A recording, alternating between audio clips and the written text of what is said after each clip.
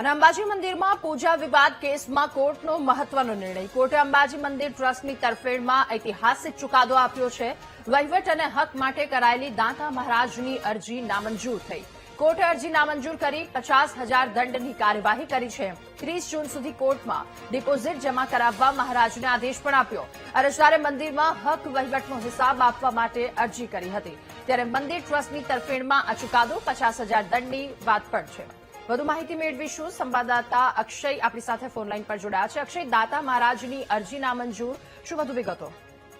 જી દાદા, ચોક્કસ જણાવું. યાત્રાધામ અંબાજી એ દાંતા રજવાડા સમયથી જે દાંતા રાજાના માલિકીનું હતું, પરંતુ જયારે સરકાર બની ત્યારથી જે છે આ ગુજરાત સરકાર અને યાત્રાધામ વિકાસ બોર્ડના સંચાલનમાં આવી છે. ત્યારે નામદાર કોર્ટમાં દાંતાના મહારાજા દ્વારા જે છે 30/2022 જે એક અરજી આપવામાં આવી, જેમાં અંબાજી મંદિર ટ્રસ્ટના વહીવટ અને સંચાલન અને માલિકીના દાવા માટે જે છે આ કેસ કરવામાં આવ્યો છે. જેની અંદર જે કોર્ટે દાંતા મહારાજાની જે આ અરજી છે એ ફગાવી દીધી છે અને ત્યારબાદ જે છે 50,000 રૂપિયાના દંડની જે છે કાર્યવાહી જે છે દાંતાના મહારાજા ઉપર કરવામાં આવી છે. જી રાજા.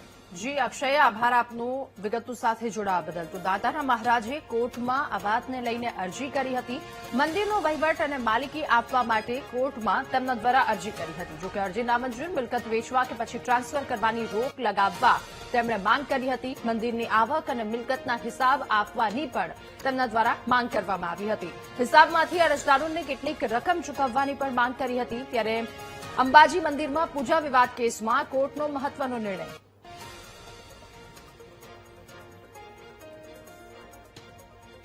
શક્તિપીઠ અંબાજી મંદિર ખાતે 28 બાળકો સ્કેટિંગ કરતા નડિયાદથી 210 કિલોમીટરનું અંતર કાપી આવી પહોંચ્યા હતા. સંતરામ મંદિરથી 20 માર્ચે આશીર્વાદ લઈ નીકળેલી આ ટીમના 28 બાળકો અને 3 કોચનો સમાવેશ થાય છે.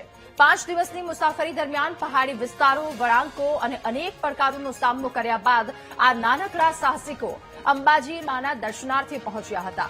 મા અંબાના દર્શન કરી તેમણે શીશ ઝુકાવ્યું અને 2036ની ઓલિમ્પિક્સમાં ભારતનું પ્રતિનિધિત્વ કરી ગોલ્ડ મેડલ જીતવાના આશીર્વાદ માંગ્યા. અંબાજી મંદિરના પ્રાંગણમાં બાળકોએ સ્કેટિંગના અદભુત કરતબો બતાવ્યા. ત્યારે હજારો શ્રદ્ધાળુઓ આ નાના સાહસિકો દંગ રહી ગયા હતા. પહાડી રસ્તાઓ પર સ્કેટિંગ કરવું કપરું હોવા છતાં બાળકોએ હિંમતથી 210 કિલોમીટરનું અંતર કાપ્યું હતું. સ્કેટિંગ કરતા અંબાજી જઈ રહ્યા છે. ટોટલ 27 છોકરાઓ છે અને 3 કોચ છે. અને આજે તમે અંબાજી આવ્યા છો, કેવું લાગે છે? એ બહુ સારું લાગે છે. આજે માતાજીના દર્શન કરશો, શું માંગશો ને સપનું શું છે તમારું?